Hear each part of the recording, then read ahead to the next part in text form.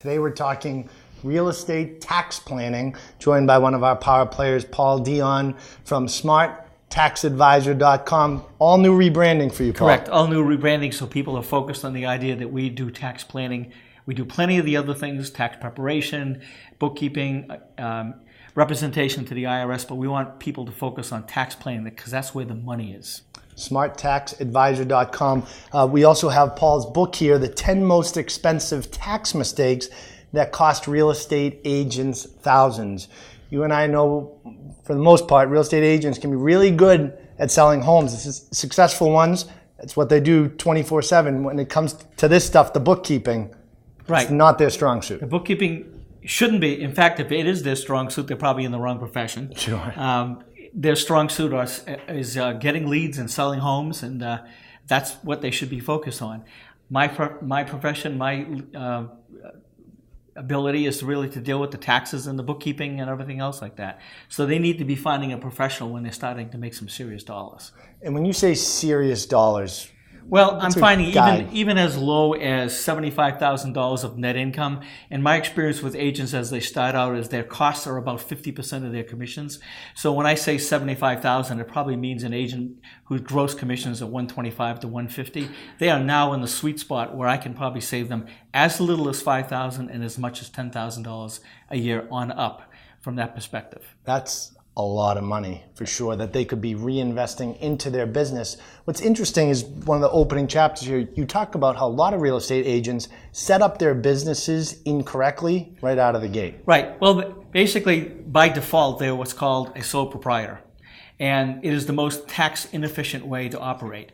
And I try to convince them to take a hard look at whether they should be an LLC or a corporation, and usually if it's a corporation, an S corporation. And the purpose behind that has a lot to do with the fact that if they're making six figures, they're paying about $15,000 in extra taxes they don't have to pay. We can limit or eliminate most of that $15,000 just with a proper entity selection. The other thing you need to be worried about is it's not a do-it-yourself thing. I do a presentation and tell people about this, and I'm sure some agents run out and do it themselves. The danger is, are you crossing all the T's and dotting all the I's, and will you make it through an audit? And I try to tell them there's a whole process that needs to be done. It sounds like it's self-dealing for me, but it isn't. There's a process, and we need to make sure that it's audit-proof when we do it. Stick to selling the homes. Right. I'll deal with the whole tax piece. Correct. Makes sense. Now, you mentioned, I found this interesting, hiring family is a good thing to do. You wouldn't think that. Right. Well, the issue, there's been a lot of court cases dealing with the fact of children being, usually I focus on children, but it can be any family member that you're otherwise supporting. So why not take the money that you're paying for that person and turn it into a tax deduction? I usually focus on children in this area, but if the child is 7 years or older, there's probably functions that you can have them do in the business. Maybe they're doing the flyers for you. Quite frankly, in this day and age, we kind of laugh at this, but kids at that age probably can run your QuickBooks better than you can and do the bookkeeping that you need to have done. True story. My daughter lives on her iPad. Right. It's sad to say. My wife will get mad at me for saying that, but it's the truth. Yes. So if the child can do the job, they can earn up to $6,300 a year. And actually, that number changes each year, but right now that's the 2017 number. They can earn up to $6,300 and not pay any income taxes, and you get a deduction for the $6,300 on your business return. Wow. Okay, so instant tax deduction if you think about it. The other thing to think about when you're dealing with that is you probably don't want to hand a 7 or a 10-year-old $6,300 if they qualify. You can put this money into a uniform gift to minors account. You're the trustee. You control the money. And as long as you don't spend it on food, clothing, and shelter, you can use that money for any needs for the child. So you've first proven that the child is working for you. You've proven that they get paid because you put it in a uniform gift to minors account. And now what do you do with the money? How about hockey lessons, dance lessons, summer camp? All of those things that are normally non-deductible suddenly become deductible because you've had your child working in the business for you. Could even be a private elementary school that you're paying tuition for could come into the play here. That's a big deal. I think Yes. a lot of people don't realize you can take advantage of this type of stuff.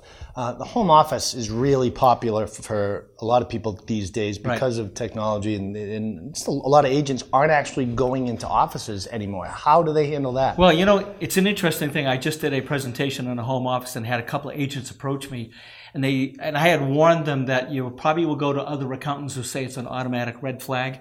And I'm doing returns anywhere in the range of $500 to $600 a year with office and homes in them. And I've never had the IRS come to visit me over any of this stuff. So I don't see it as a red flag. Second of all, they were told by their accountant that they couldn't take the deduction because they were not meeting clients in their office. That was a rule that existed prior to the mid-90s. What happened was there was a court case that an anesthesiologist lost because he was not obviously putting people under in his home office. Congress changed the rules.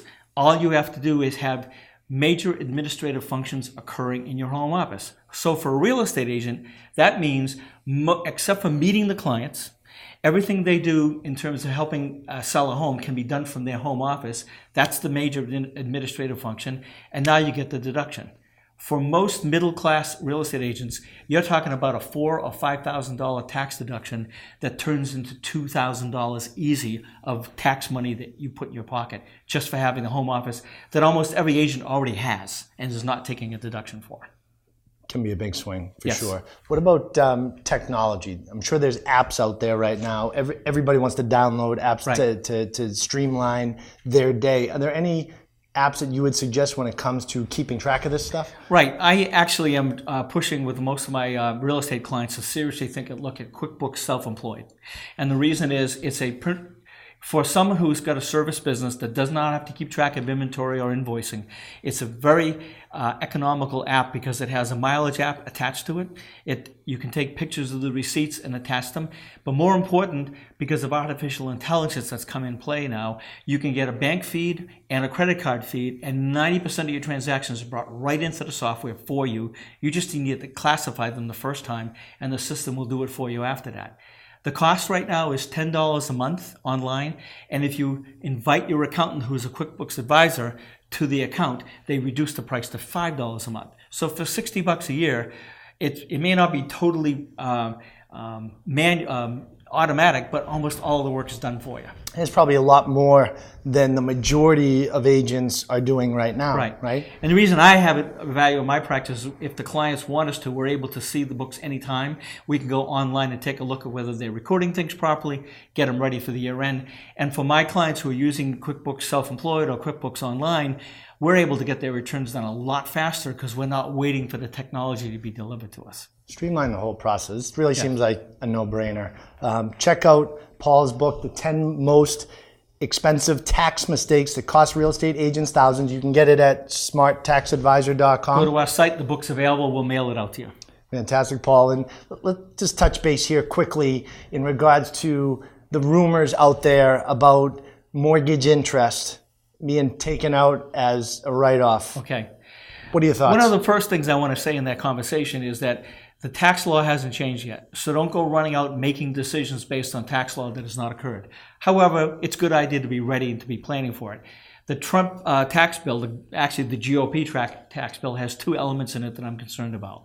One is they want to eliminate the mortgage interest deduction for anybody over a certain level of mortgage size. There is even talk of going backwards and eliminate the mortgage deduction completely. So we don't know if all that's going to happen. I don't think it's going to happen, but I don't think it's going to happen. But we got to be prepared. Got to be prepared. The second thing is that they're thinking of doubling the itemized deductions from the present $6,000 for a married couple to $12,000. In both cases, you're going to start having people not being able to take some or all of their mortgage interest deduction on their tax return. Whether that's good or bad for the individual, it's hard to say just yet. What I'm concerned about is what is that going to do to the prices of residential homes if that tax benefit is out of the picture now. I would have to believe that we're probably going to see some depression in housing prices from that perspective. How much? I don't know. Yeah, hopefully it just doesn't happen. Doesn't happen, yeah. Right. But in regards to coming into that tax time right now, now's the time to really start preparing for next year. Absolutely. Right. I think what I'm trying to get my clients to do and prospects to think about is that it's November and it's December. We've got I kid about the fact that there are so many shopping days till Christmas. There's actually 7 more tax planning days because of the December 31st. But you really need to be sitting down and talking with your accountant about proactive tax planning. Not the kind that tells you what your liability is going to be next year, but the kind that tells you how you can cut your taxes. Okay, you're going to find a very small population of accountants who actually do the proactive tax planning. And I'm trying to get a lot of clients to talk to me before it's too late, because it's like Cinderella. December 31st at midnight comes, your tax plan becomes a pumpkin. Right? Makes sense. Yeah. Everybody out there, you want to connect with Paul directly, check out smarttaxadvisor.com. Real estate agents, go get a copy of the book. You can also get it on Amazon. And remember, this is Real Estate Talk Boston, right here on boston.com.